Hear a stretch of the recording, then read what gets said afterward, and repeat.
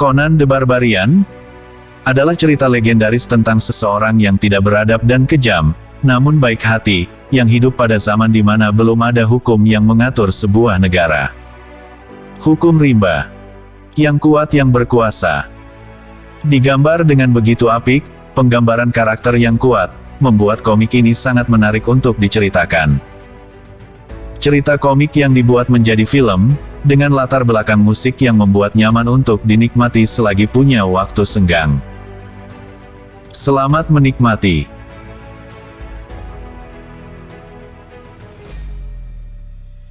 Petualangan Conan kali ini, berjudul Permata Darah Belhisar.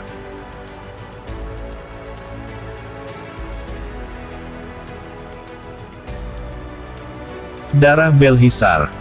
Di selatan sungai Zaporoska, dataran Hirkania yang mengarah ke bukit pasir dan gurun. Di sana, satu-satunya nyanyian burung yang terdengar hanyalah suara serak burung elang yang merintih.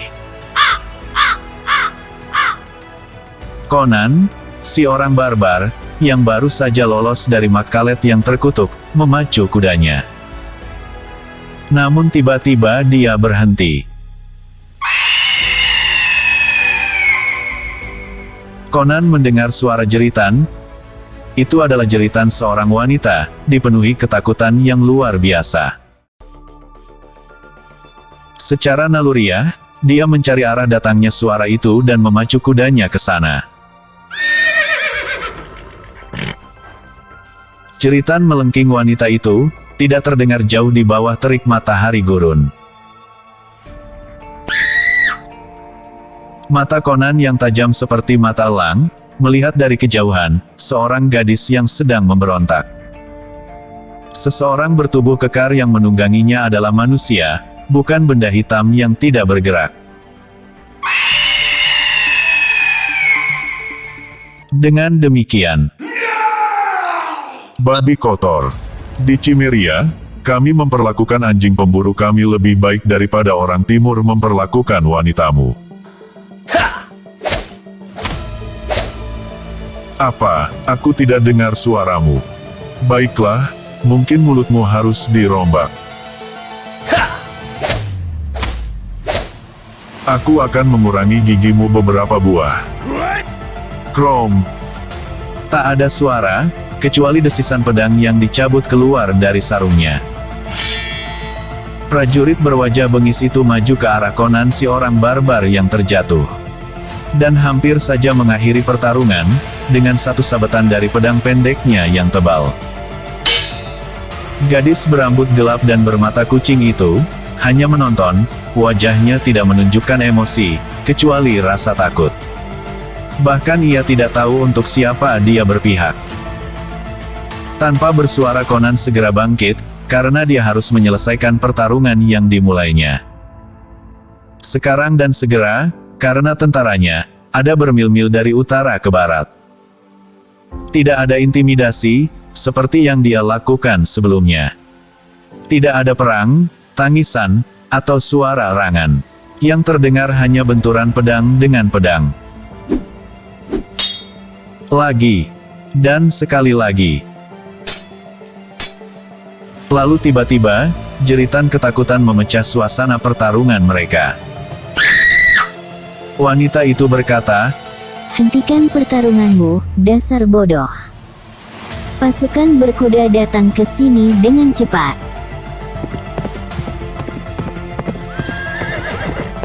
Mereka adalah penunggang kuda dari pasukan Ysdygr, Pangeran Turan. Mereka akan menghancurkan seluruh kerajaan timur dengan ujung pedangnya yang berlumuran darah. lawannya memberitahu Conan bahwa gadis itu berkata benar. Sebab, para penunggangnya mengenakan pakaian berwarna perak dan emas berkilauan dari pasukan Turanian, yang akan menghancurkan segalanya. Ysdygr membenciku, dia bahkan menawarkan asper emas, seberat seorang pria untuk kepalaku. Tapi, bahkan jika tanpa alasan pun mereka akan menyerang siapapun dengan pedang yang terhunus. Sebaiknya aku cepat-cepat pergi. Tapi aku tidak akan sendirian. Kamu harus ikut denganku, gadis kecil. Aku sudah berjuang cukup keras hari ini untuk mendapatkan seluruh harem.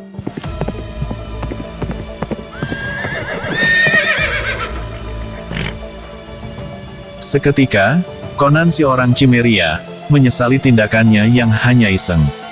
Karena pasukan berkuda Turan, dengan mengacungkan pedang sudah hampir mencapai mereka, dan sekarang kudanya tidak dapat berlari kencang, karena mempunyai beban ekstra untuk dibawa.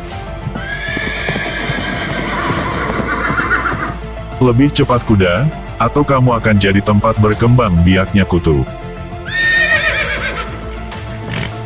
Kemudian, secara tiba-tiba, muncullah pemandangan yang mencengangkan.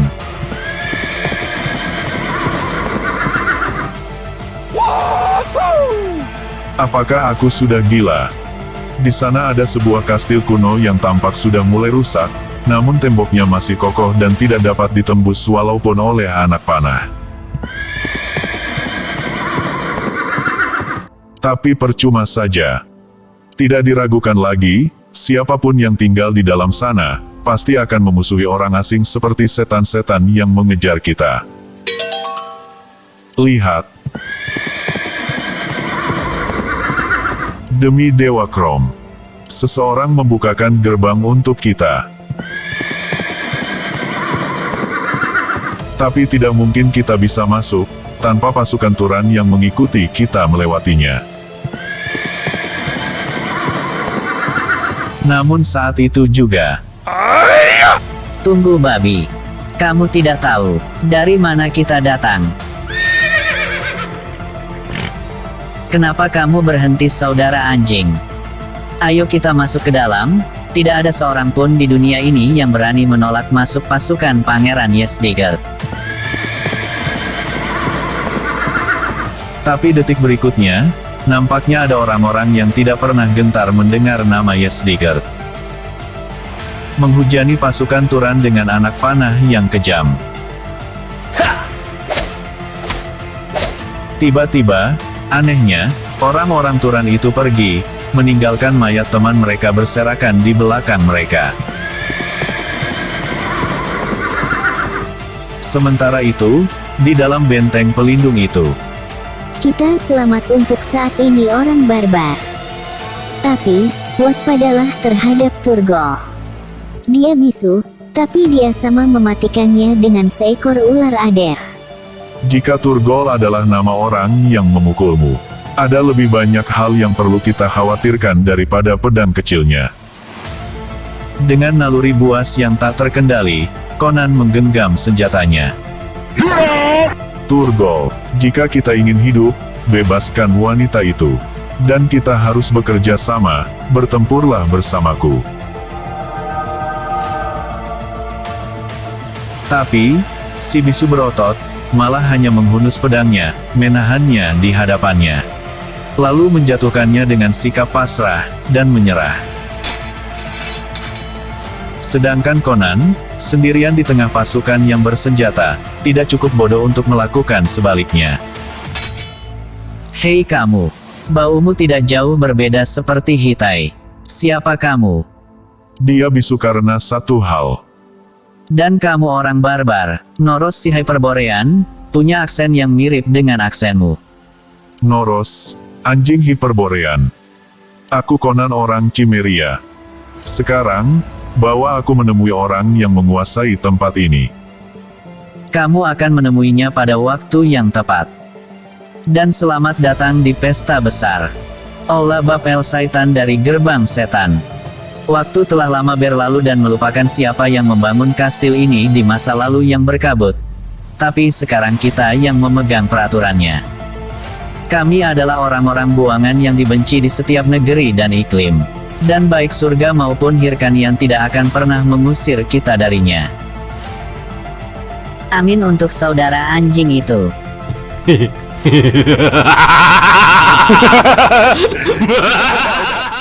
Gerombolan para bandit. Conan dengan cepat merasakan, mereka terbagi menjadi dua kelompok.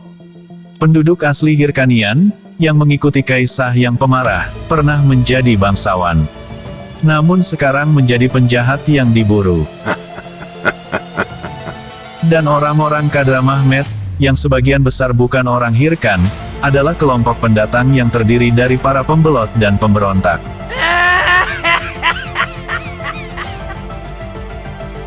Tidak mengherankan, inilah alasan mengapa seluruh wilayah timur takut dan membenci tempat ini. Para perampok ini dapat menjara sesuka mereka, kemudian melarikan diri ke sini, dan melawan pasukan pengejarnya. Satu-satunya hal yang hilang di sini adalah, siapa namamu, gadis? Aku biasa dipanggil Suaan, dan aku berasal dari Shitai. Baiklah, dengar Suan, sepertinya kamu adalah satu-satunya perempuan di benteng ini. Bahkan di antara para budak, aku hanya melihat laki-laki. Ini sangat aneh. Di mana orang Hitain yang telah memukulmu? Dia adalah pemilikku, tuanku. Dan dia memperlakukanku dengan kejam, melebihi semua pemilikku sebelumnya. Padahal saya telah melayaninya dengan baik. Tapi, kebejatannya tidak mengenal batas.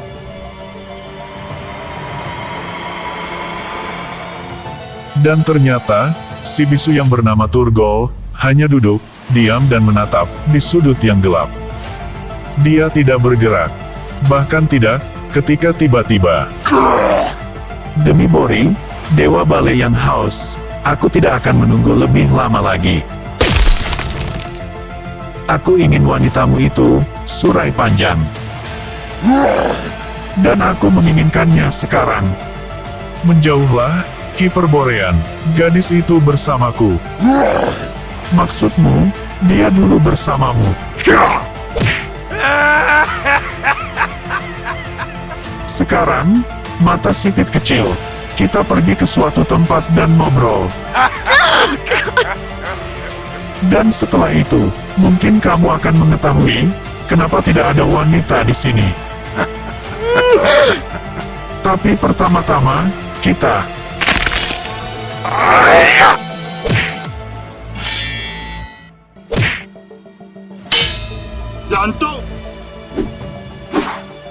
Kamu seharusnya melepaskannya saat kamu punya kesempatan. Tapi tidak sekarang.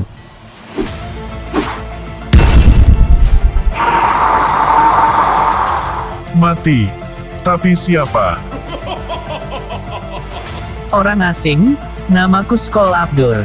Orang biasa memanggilku tukang daging. Akulah tuan dan penguasa sarang kejahatan yang tak terbendung ini. Tak seorang pun meludahi Bapel Setan, tanpa sepengetahuan Skol Abdurs. Kamu sebaiknya mengingat hal itu, orang biadab. Tapi cukup, bawa bangkai bodoh itu keluar dari sini, anjing. Itu menyinggung perasaan tamu terbaru kami. Ayo, kawan. Kamu akan berpesta di meja malam ini. Saat dia berjalan dengan keangkuhannya di belakangnya pengawal raksasanya mengikutinya, Conan bertanya-tanya. Selain pengawal kusite raksasa, bagaimana orang ini bisa memegang kekuasaan yang tak tertandingi, atas kawanan serigala yang buas ini? Duduklah, barbar. Namaku Conan. Dan aku akan memberimu jawaban atas semua pertanyaan-pertanyaan yang menari di matamu. Aku mengambil kastil ini dari orang Hirkan, bertahun-tahun yang lalu, dengan sebuah tipuan. Dan aku mempertahankannya dengan cerdik. Ketahuilah, dan lihatlah sekarang, saya adalah Skol Abdur. Bagiku, laki-laki hanyalah boneka, yang menari dengan senar saya. Dan perempuan.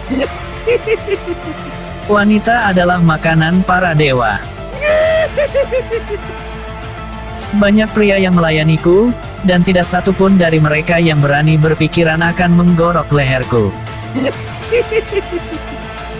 Saya akan menunjukkan kepada Anda mengapa mereka tidak melakukannya. Lihatlah, Cimmerian. Batu delima yang tak tertandingi, yang disebut dunia. Darah Belhisar. Mata Conan menyempit. Jauh dari negeri Hiborian, dia pernah mendengar kisah tentang permata-permata dalam dongeng ini. Begitu pula gadis itu. Turgol tetap membisu, tapi pandangan matanya tampak berapi-api. Sedangkan yang lainnya, baik orang Hirkan maupun orang asing tampak terpesona, seolah-olah terkena mantra penyihir Stygian. Ya, saudara anjing, aku akan membawanya malam ini. Permata darah Belhisar. Kamu belum pernah melihatnya bukan? Di sepanjang hidupmu yang gelap. Perhatikan baik-baik. Saya akan menceritakan kisahnya kepada Anda. Bagaimana? Dahulu kala, di awal kejadian. Naka, seorang pencari mutiara, kembali ke kerajaan Belhisar, yang dipimpin Raja Acheron yang perkasa. Batu permata delima berwarna merah darah, dengan keindahan tiada taraf ada di tangannya yang gemetar dan terulur. Saat Raja, para prajuritnya, dan para bangsawannya mendengarkan, Naka yang hampir mati menceritakan cerita yang aneh. Dia menceritakan, sekilas, tentang kota marmer dan lapis lazuli yang sunyi dan berhias rumput laut, jauh di bawah permukaan laut yang terang. Dia bercerita tentang mumi raja yang sangat besar, duduk di atas singgasana yang diukir dari batu giok yang sangat indah.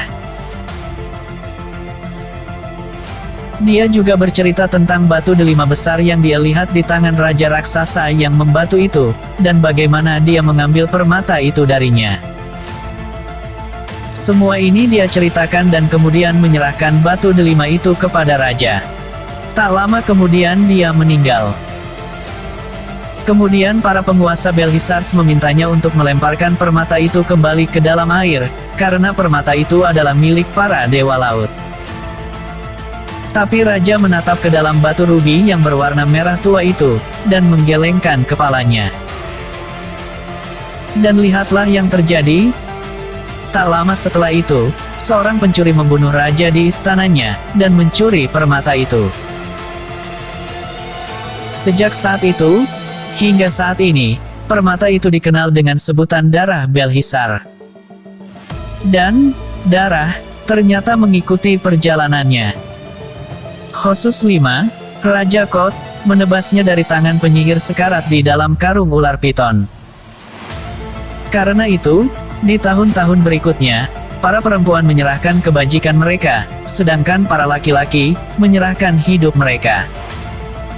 Tapi, terakhir, jalannya berbelok ke timur, dan aku mengambilnya dari tubuh kepala suku Himmelian yang aku bunuh. Aku tidak tahu bagaimana dia mendapatkannya, tapi sekarang itu milikku. Itu menjaga keseimbangan kekuatanku. Semua orang yang mendengarku tahu, bahwa, jika mereka membunuhku karenanya, orang lain yang hadir akan langsung memotong-motong mereka untuk mendapatkannya. Saya mempermainkan mereka, yang satu melawan yang lain, dan mereka mengetahuinya. Darah, itulah minuman yang sangat didambakan batu permata delima itu.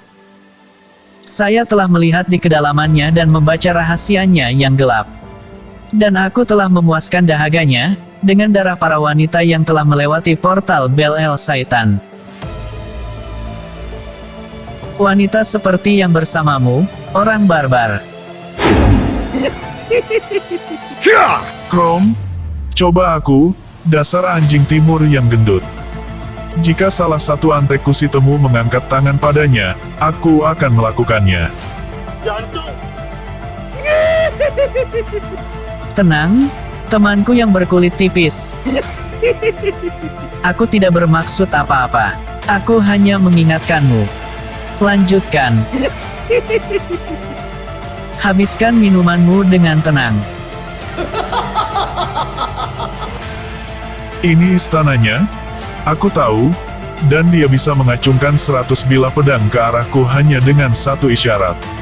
Tapi, semuanya, akhirnya akan sama saja.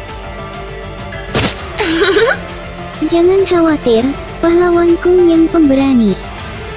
Nikmati saja minumannya. Anggurnya sangat enak. Memang seharusnya begitu. Karena anggur itu dijarah dari karavan terbaik di Opir. Tapi, ini hari yang panjang. Lalu ada apa? Aku akan mengantarmu kembali ke kamarmu. Ini sudah larut malam. Tidak selarut itu, cantik. Aku menatap mata hitammu Hitain di seberang meja sepanjang malam. Dan, sudah waktunya aku akan melihat mereka dari dekat. Tunggu apa lagi? Ayo lakukanlah.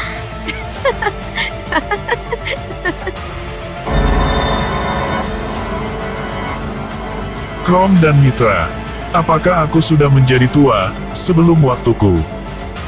Sepertinya, aku tidak bisa menjaga mataku tetap terbuka. Piye Toki? Jangan hanya berdiri di sana, cantik. Tolong aku. Conan terbangun. Kemudian, di tengah kegelapan total, bahkan mata orang Cimmerian pun memerlukan secercah cahaya untuk melihatnya. Kemudian, secercah cahaya itu melintasi matanya. Seseorang sedang mendekatinya dalam kegelapan.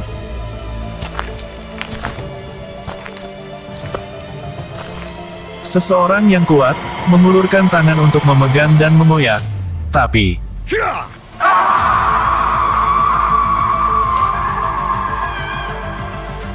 si penyerang tertusuk sangat dalam.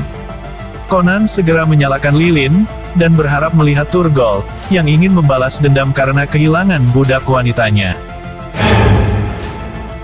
Tapi, ternyata, dia melihat tubuh tak bernyawa itu adalah salah satu pengawal Kadra Mahmed.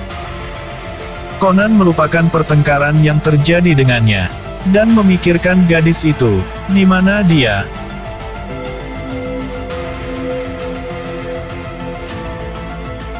Pikirannya dipenuhi dengan khayalan tentang ritual kotor di gua, di bawah kastil. Conan berlari ke depan, menuju kamar yang mereka sebut tukang daging. Tapi, sesaat kemudian, ketika dia berdiri di ambang pintu Skol Abdurs, Kedua orang Kushi itu mati, ditusuk dari belakang. Dan di sana, Skol Abdur mati seperti yang lain. Tangannya terkepal seolah-olah tidak rela batu permata rubi itu telah hilang. Jadi, tukang daging, batu darah itu akhirnya meminum nyawamu juga ya. Siapa di sana? Lihatlah, Kaisah.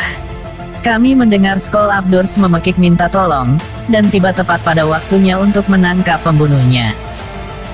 Cari orang barbar itu. Dia pasti memiliki permata darah Belhisar. Maju kemari, anjing. Dan kamu akan melihat seperti apa darah itu aslinya. Conan menyangkal untuk tuduhan itu. Kemudian tiba-tiba, Tuan. Para dewa kegelapan. Apa?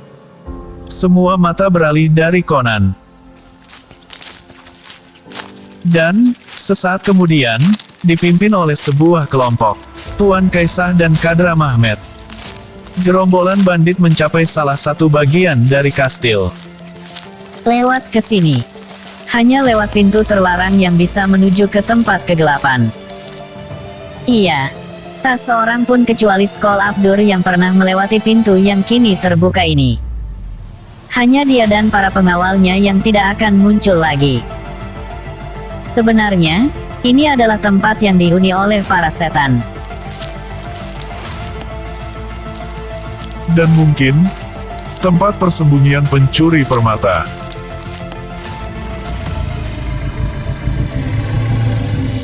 Namun, seperti perampok yang akan merampok para perampok.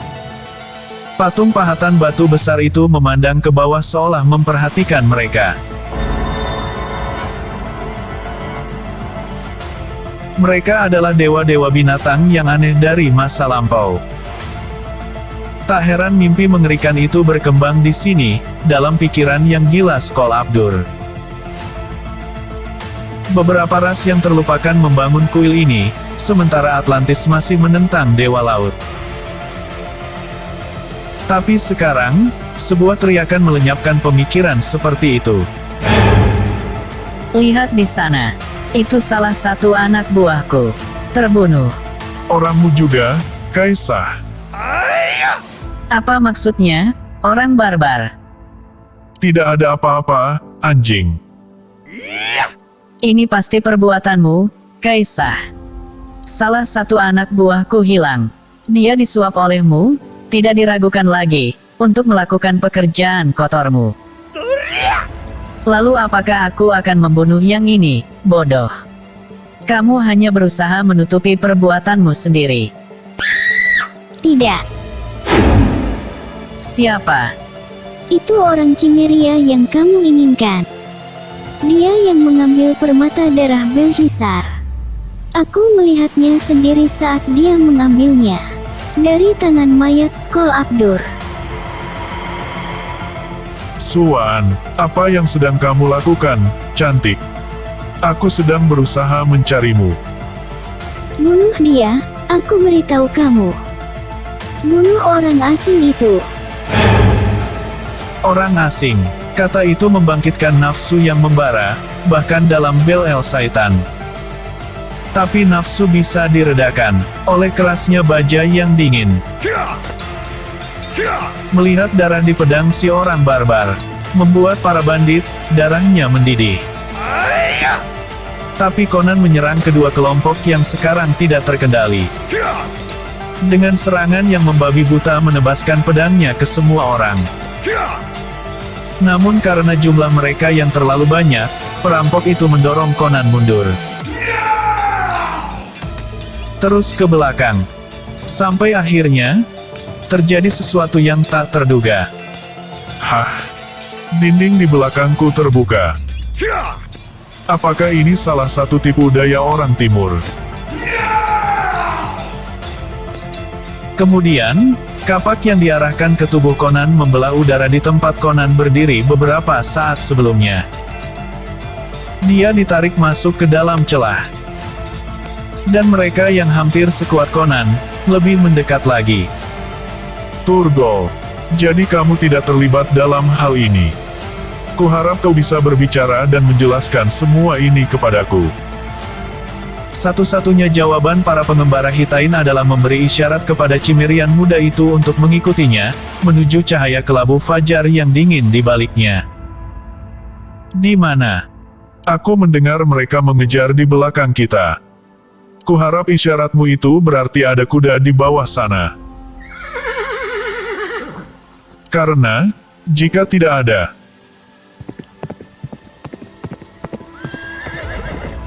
di belakang kedua orang itu terdengar suara Babel yang liar seperti serigala. Segera hilang dalam kelabu pagi yang suram. ini cukup jauh Hitain, kita aman. Tetap saja, kuharap aku punya budak perempuanmu di sini. Aku. Benda apa yang kamu permainkan itu, kawan?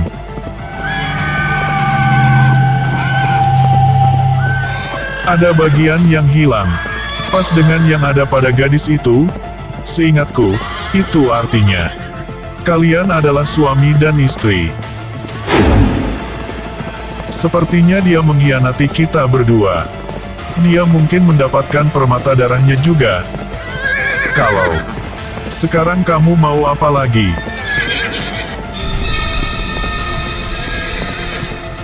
Masih tak bersuara, pengembara bisu itu mengulurkan tangannya, di mana cahaya merah tua yang menyeramkan berdenyut seperti makhluk hidup di bawah sinar matahari pagi. Permata darah Belhisar. Itu berarti dia tidak memilikinya. Tapi, bagaimana jika anjing-anjing itu mengira dia memilikinya? Conan menatap jauh ke dalam batu delima yang berdenyut itu. Sampai dia mulai melihat dan mendengar. Orang Cimmeria itu tidak mendapatkan batu delima itu, dia akan menukarnya dengan nyawanya. Dan itu berarti, kamulah yang memilikinya. Menjauhlah dariku, dasar manusia kotor. Aku akan meninggalkan lubang neraka ini, dan tidak ada satupun dari kalian yang akan dapat meninggalkan tempat terkutuk ini.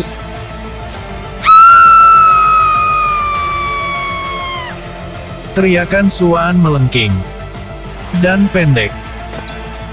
Namun, tidak ada darah Belhisar yang keluar. Dan saudara anjing kembali jadi saudara anjing.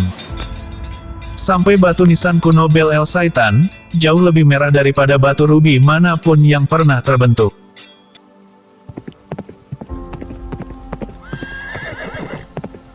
Akhirnya aku melihat semuanya, gadis itu yang mengelabuhiku. Lalu merekrut 2 perampok, salah satunya, hanya untuk aman. Untuk menyingkirkanku dan membantunya mencuri permata itu. Tapi aku berhasil membunuh salah satunya.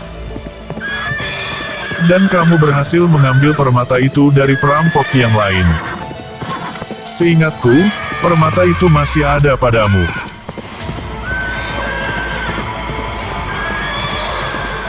Untuk waktu yang lama dan hening, Hitain dan Cimmerian saling berhadapan. Masing-masing dengan tangan menggenggam pedang berlumuran darah.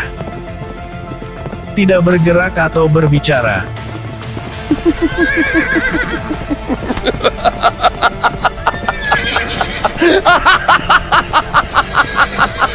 Kemudian, Masih banyak batu berharga lainnya, yang menungguku di jalan kembali ke negeri yang paling aku kenal. Yang itu mungkin berhantu. Jadi jagalah, dan semoga sehat selalu, Turgol orang Hitai. Aku akan menuju Argos dan Laut Barat, tempat sebelum kita bertemu. Dan akan ada begitu banyak sinar matahari di tempat itu dalam sehari.